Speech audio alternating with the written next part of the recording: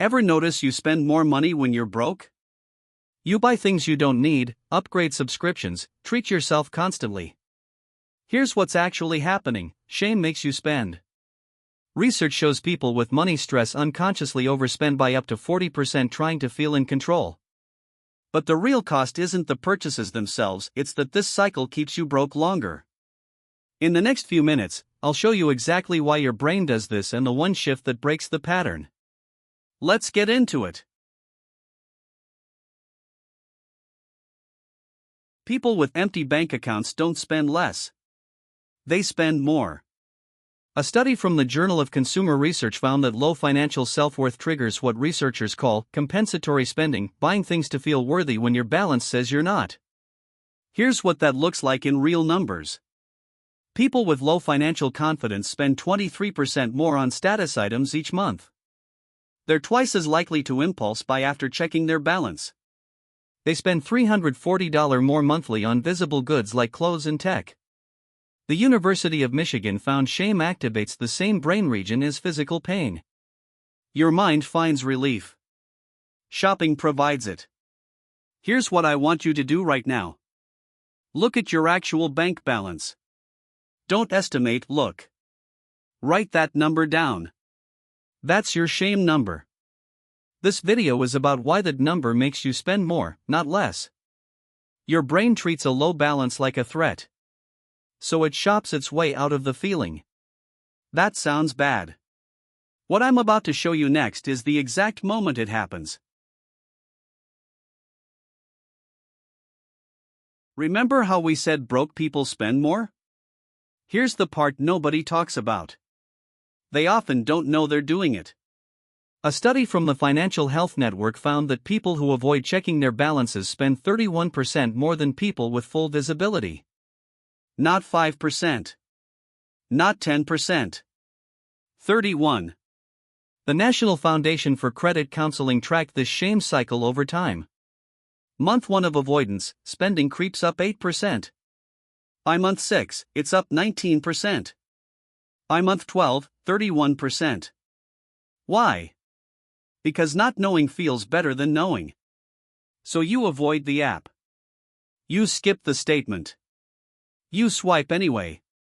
That temporary relief is called shame spending. And it compounds.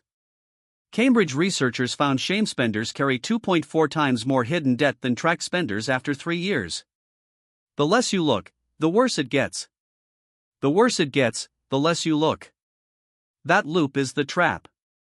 But the spending itself isn't even your biggest problem. Earlier I told you shame makes you avoid your bank account. Here's what that avoidance actually costs you. The average person in financial denial spends $12,400 every year on what researchers call self-repair spending, buys designed to feel better, not get ahead. A 2022 Journal of Consumer Psychology study broke it down. Food delivery and impulse restaurants eat $3,800 a year. Status clothing and accessories take another $2,900. Lottery tickets, apps, and fresh start subscriptions drain $2,100. Alcohol and avoidance entertainment cost $2,200. Random impulse grabs at checkout add $1,400. Each one is a small emotional patch on a wound you haven't looked at. Here's what I want you to do right now. You named your shame feeling in Chapter 1. Now estimate, how much shame spending have you done in the last 3 months? Write a number. That number times 4 is your annual shame tax. 5 years of this isn't a bad habit. It's a down payment. Gone. Most people do the math and feel sick. The next chapter explains exactly why willpower alone never fixes this. Now that you understand shame drives the spending, this next part changes everything. Everyone tells broke people the same thing: just budget better. That advice ignores the actual problem. A 2019 study from the Journal of Consumer Psychology found that shame increases impulsive spending by 34%. Budgeting apps don't fix that. A University of California study found people who addressed emotional triggers first had a 61% budget compliance rate. People who skipped the emotional work? Only 22%. That gap isn't discipline. It's design. The American Psychological Association found shame-aware financial coaching cut relapse spending by 47% within 6 months. The math was never your enemy. Your nervous system was protecting itself the only way it knew how. You weren't failing the budget. The budget was failing you. Stop blaming your discipline. Start asking what the spending is trying to fix. But here's where it gets really interesting: the root of that shame isn't what you think. You already named your shame number. You spotted your trigger. Now this part changes everything. A Cornell study found that people who wrote down their exact debt balance spent 31% less the following month. Not because they had more money. Because they stopped hiding from it. A 2021 Journal of Consumer Research study showed avoidance behavior, ignoring balances, increased impulse spending by 44%.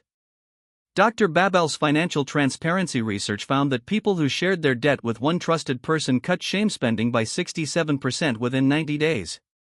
That last number is the most important thing in this video. Here's what I want you to do right now. Open your bank app. Look at your actual balance. Then tell one person your real number: a friend, a partner, anyone. You named the shame. Now kill it with a witness. Transparency is not a feeling. It is a 5-minute action. The cycle you learned about today does not break through willpower. It breaks the moment you stop keeping secrets from yourself. You didn't just watch. You wrote down your shame number. You calculated what you've spent. You're about to tell someone your real net worth. That already puts you ahead of everyone else. Your money story doesn't have to stay broken. I'll see you in the next one.